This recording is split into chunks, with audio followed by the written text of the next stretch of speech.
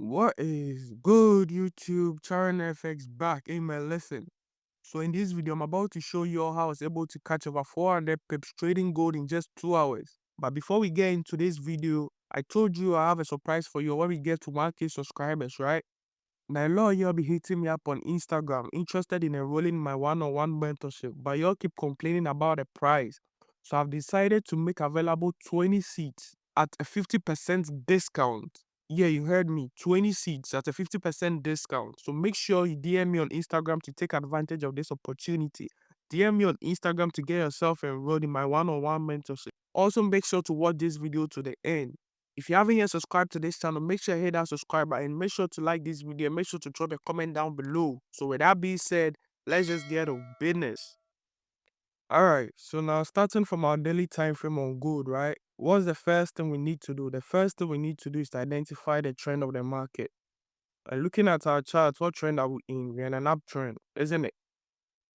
Alright, so after we've identified the trend of the market, what's the second thing we need to do? The second thing we need to do is to identify our market structures. So now let's all get into the chart and let's all identify our market structures together. Now starting from here, what do we have here? Price created a higher high, came back down, created a higher low, went back up, created a new higher high. Why is this a new higher high? Because this high is higher than that of its previous high, right?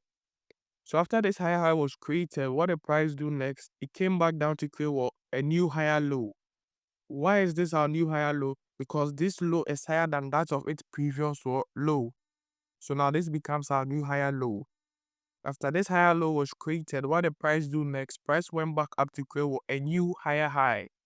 Why is this our new higher high? Because this high is higher than that of its previous high. So now this becomes our new higher high. After this higher high was created, what the price do next? Price came back down to create a new lower low. Why is this a lower low? Because this low broke below its previous higher low. Alright, so now this becomes our new lower low. So at this point, you can say there's a shift in market structures from bullish market structures to bearish market structures. Why? Because price failed to create a new higher low, but then created a lower low. So after price created this lower low, what are we expecting price to do? We are expecting price to retrace back up to create a new lower high, come back down to create a new lower low, go back up to create a new lower high, come back down to create a new lower low, so on and so forth. So at this point, we can say the probability of the trend shifting from a bullish trend to a bearish trend is high, because there's been a break in market structure, or because there's been a shift in market structure from bullish market structures to bearish market structures. Good. So after we've identified our trend, we realize that price is trading within this higher high and this lower low. So after we've identified our daily market structures, the next thing I did was to identify my daily key levels. And when I say my daily key levels, what am I talking about? I'm talking about our previous higher high and our previous higher low. So this higher high is also serving as a resistance level, and this higher low is also serving as a support level. You get my point? So what we are expecting price to do after we've identified our key levels is that we expect price to come back to retest this previous higher low, which is also a support level as a resistance, and drop back down. Or we expect price to come back into our previous higher high, which is also serving as a resistance level, and drop back down. Alright. Or moreover, we also expect price to come back down to to this higher high, which is our current higher high, to retest it, giving us a double top and drop back to the downside. You get me? So these are the three scenarios we are looking for. So after price created this lower low, the next thing I did was to drop down to my 4H time frame. So now let's all drop down to our 4H time frame.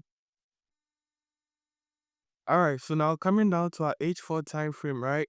What was the first thing we need to do? Same thing we did on the daily time frame. So the first thing we need to do on our H4 time frame is to identify our market structures.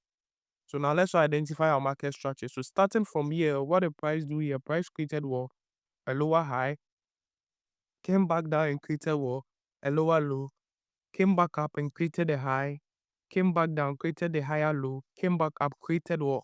A higher high. So at this point, we can say that price has shifted from bearish market structures to bullish market structures on the H4 time frame. Why? Because price managed to break above this last lower high. All right. So after price broke above this last lower high, what did it create? It created what? A new higher high. All right. So after this higher high was created, what did price do next? It came back down to create a new higher low, went back up to create a new higher high. So we realized that at this point, price was forming a series of higher highs and higher lows on the H4 time frame, giving us what bullish market structures. So now we realize that the daily time frame is bearish, the H4 time frame is bullish. Alright, so now what are we doing? Are we buying or are we selling? That's a question I asked myself. That am I buying or am I selling? Right, so after we've identified our H4 market structures, we realize that after price broke above our daily resistance, which is this line over here, after price broke above, it came back down and closed below it with this bearish momentum candlestick. So now after price managed to close below our daily resistance with this bearish momentum candlestick, it gave me a signal that it's likely price is going to what? It was going to drop. So the next thing I did was to go down to my H1 time frame to look for my entry. So now let's all go down to our H1 time frame to look for our entries. Alright, so now coming down to our H1 time frame here, the first thing we need to do is also to identify our market structures on the H1 time frame. Mind you, I told you earlier we are trying to gather information before we make a decision, right? So when we came down to our H1 time frame, we realized that on the H1 time frame, price has also shifted from bullish market structures to bearish market structures. Now let's identify our market structures and let me show you where price shifted from bullish to bearish. Now we have a higher high, a higher low, a higher high, a higher low, a higher high, a lower low. So it was at this point on the H1 time frame that price shifted from what? Bullish market structures to bearish market structures. And what did price do next? After it created this lower low, it came back up to retest what? Our daily resistance. Yeah. Also our H1 or previous higher low, which is also a support level, right? So all I can do is to take my rectangular tool and draw this zone. So when price retraces back into our key level, our H1 key level, which is our support slash our daily resistance, what was the next thing we're looking for? We're looking for a candlestick confirmation from price to tell us, okay, now it's ready to drop to the downside.